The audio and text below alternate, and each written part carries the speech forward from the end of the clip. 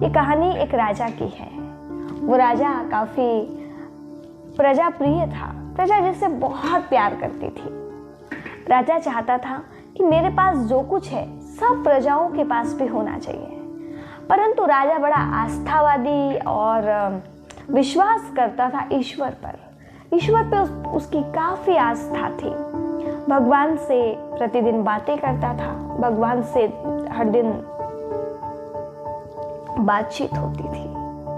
उन्होंने कहा कि मैं चाहता हूं कि प्रभु आप मुझे जिस तरह से दर्शन देते हैं ऐसे ही दर्शन आप मेरे सभी प्रजा को भी दीजिए, और जब सारी प्रजा आपका दर्शन करेगी तो मेरा दिल बहुत खुश हो जाएगा, प्रसन्न हो जाएगा। प्लीज आप मेरी एक बात मानिए ना। राजा ने कहा जैसे ही ये बात, वैसे ही प्रभु ने कहा कि आप कहते हो तो ठीक है, पर ये थोड़ा मुश्किल है। हर कोई के अंदर राजा कहाँ मुझसे मिलने की इच्छा हुए, पर राजा ने कहा मेरी विनती है प्रभु, मैं अपनी प्रजा को आपका दर्शन कराना चाहता हूँ, अतः आप दर्शन दीजिए मेरी प्रजा को। राजा को देखते हुए प्रभु ने कहा महल के सामने जो बड़ी सी ऊंची सी पहाड़ी है, उस पहाड़ी में मैं कल आकर खड़ा हो जाऊंगा और सभी को दर्शन दे दूंगा, तो सभी को कहना कि ऊपर आकर के सभी एकत्रित हो जाएं, उस पहाड़ी पर जाना होगा। राजा बड़ा प्रसन्न हुआ और प्रसन्नता के साथ में पूरे राज्य में ऐलान कर दिया, चारों तरफ बातें पहुंच गई कि कल प्रभु का दर्शन होने वाला है और राजा जी के साथ में हम सभी को पहाड़ी पर जाकर खड़ा होना है।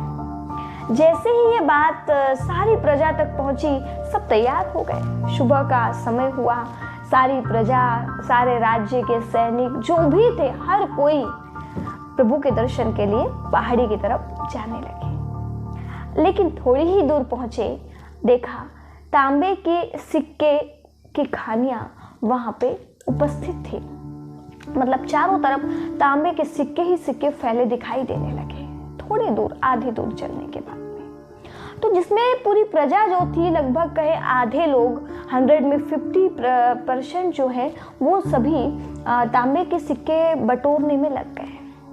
और जब सभी के सभी तांबे के सिक्के बटोरने लगे तो राजा ने देखा कि अरे ये क्या करने लगे, प्रभु का दर्शन होने वाला है और ये क्या तांबे के सिक्कों में। पर थोड़े ही जैसे आगे गए, आधे लोग तो तांबे के सिक्के में भिड़ गए, बच्चे आधे लोग, आधे में भी आधे ऊपर चढ़े। उन्होंने क्या देखा, कुछ ही दूर पर चांदी के सिक्के बिखरे हुए थे। चांदी के सिक्कों की खानियां थी, मतलब जहां तहां चांदी के सिक्के ही सिक्के नजर आ रहे थे। जिसमें जो थोड़ी सी ऊंची प्रजा थी, जो तांबे के सिक्के की तरफ अट्रैक्ट नहीं हुई थी, वो चांदी के सिक्के को देख करके मोहित हो गई और वो भी भगवान का दर्शन करना छोड़कर चांदी के सिक्के बटोरना प्रारंभ करती है।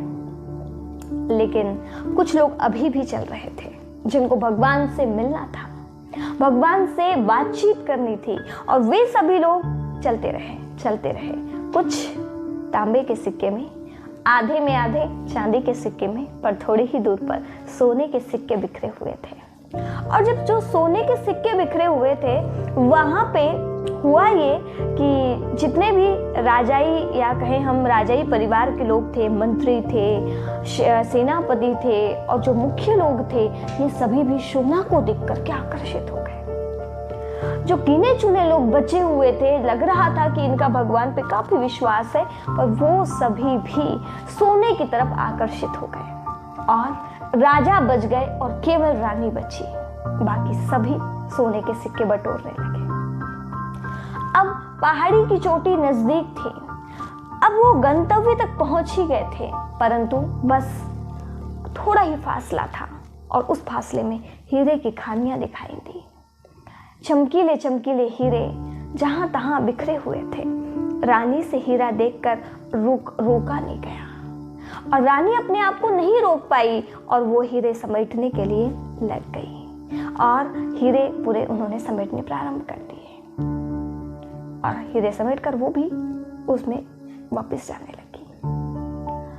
सभी अपना जिनके पास जितना भी कुछ स्थान था, पात्र था, उसमें भरते गए और पकड़ करके सभी वापस। कोई भी भगवान से मिलने की आश नहीं रखे।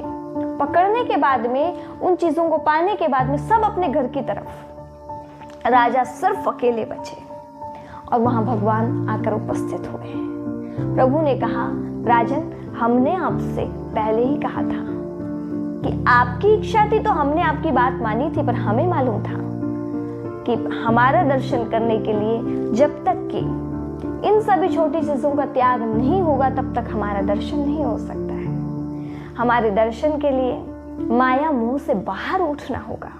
यदि आप भी प्रभु से, ये बात थोड़ी समझने की है, यदि हम सभी भी प्रभु का दर्शन करना चाहते हैं तो हमें इन आकर्षणों से ऊपर उठना होगा और सच्चे दिल से उनसे प्यार करना होगा। सच्चा प्यार और आस्था ही, सच्चा विश्वास ही ईश्वर का दर्शन कराता है। ईश्वर यूं तो दिखने वाली कोई वस्तु नहीं है, पर जहां हमारा दिल बैठ जाता है वहां हमें अनुभूतियां अवश्य होती हैं। प्रभु अनुभूति हम कर सकते हैं, और जिसको प्रभु अनुभूति हो जाती है उसे कुछ भी चीज पाने की जरूरत नहीं रहती है। जिसने पूरे राज्य को त्याग दिया, सब कुछ गंवा दिया, उस गंवाने के बाद में भी एक वृक्ष तेज स्वरों में चिल्लाते हैं, मुझे मिल गया, मुझे मिल गया, मैंने पा लिया, मैंने पा लिया। दुनिया हंस रही थी कि इन्होंने तो सब गंवा दिया, लेकिन बुद्ध जी कह रहे थे कि मैंने पा लिया। उस असीम परमात्मा की अनुभूति, उस दिव्य स्वरूप की अनुभूति, उस सकारात्मक शक्ति की अनुभूति उन्होंने कर लिया, जिसको करने के बाद में किन्हीं और चीजों को पाने की आवश्यकता नहीं बच पाती है।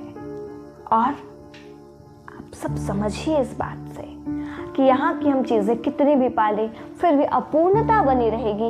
एक बार हमने सच्चे दिल से ईश्वर का अनुभव कर लिया, उनके प्रति हमारे अंदर एक भाव प्रकट हो जाए, हमें उनका दर्शन करना है, अवश्य ही हमें उनकी अनुभूति होगी और हमारा जीवन संपूर्ण हो जाएगा। प्रभु अनुभूति के बिना ये मानव जीवन अधूरा है।